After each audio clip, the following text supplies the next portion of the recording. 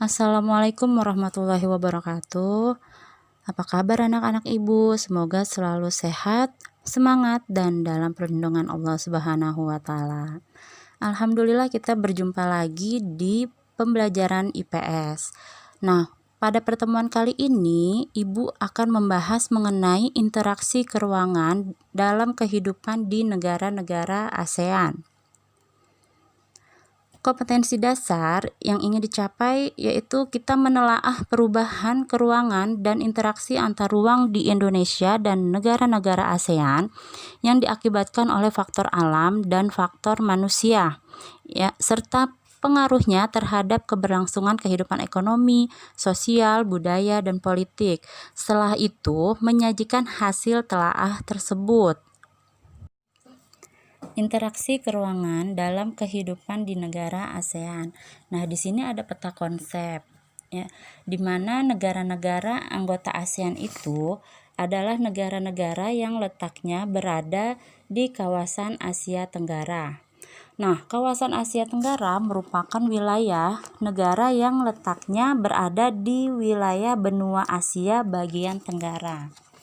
Nah, masing-masing negara anggota ASEAN ini memiliki kondisi fisik dan non-fisik yang berbeda, sehingga menimbulkan interaksi antar negara di anggota ASEAN. Nah, interaksi ini melahirkan kerjasama ASEAN di bidang ekonomi, sosial politik, budaya, serta pendidikan. Kemudian, interaksi tersebut mengalami perubahan dan interaksi keruangan antar negara-negara anggota ASEAN.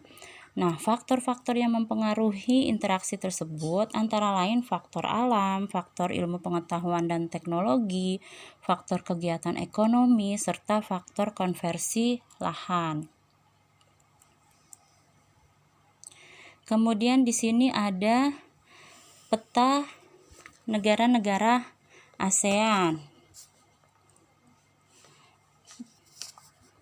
Nah, negara-negara ASEAN. Letak geografis adalah letak suatu daerah dilihat dari kenyataannya di permukaan bumi dibandingkan dengan daerah lainnya.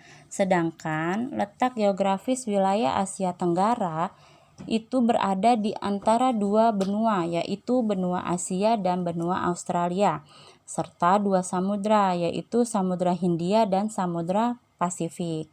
Adapun batas-batas wilayahnya adalah sebelah utara itu ada Tiongkok, sedangkan selatan itu ada Samudra Hindia dan Timor Leste serta Australia. Sebelah barat itu ada Samudra Hindia, Teluk Benggala, dan anak benua India. Sedangkan untuk sebelah timur ada Papua Nugini dan Samudra Pasifik. Letak astronomis itu biasa disebut dengan letak koordinat. Nah, untuk letak koordinat ini berpedoman pada garis lintang dan garis bujur suatu daerah pada peta.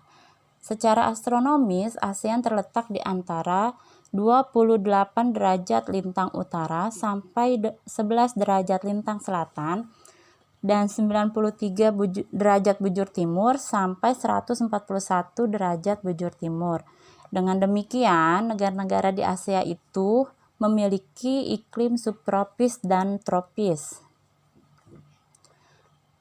Interaksi antar ruang ini bertujuan untuk memenuhi kebutuhan setiap negara dan tentu saja untuk menjalin kerjasama antar negara, karena masing-masing negara itu mempunyai keunggulan dan kekurangan masing-masing, ya. Nah, dari keunggulan dan kekurangannya itu, maka untuk saling melengkapinya satu sama lain terjadilah interaksi.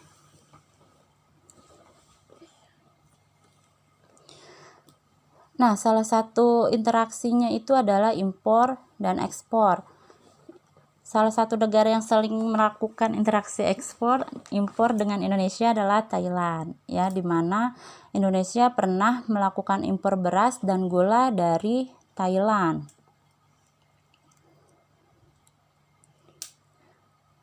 Selain berkaitan dengan kegiatan ekspor impor, interaksi antar ruang juga berkaitan dengan pendistribusian sumber daya manusia.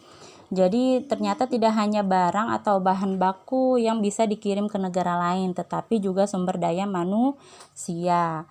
Bentuknya itu bisa seperti pengiriman tenaga kerja, ya, tenaga ahli, misalnya pendistribusian tenaga ahli seperti dokter, perawat, atau teknisi.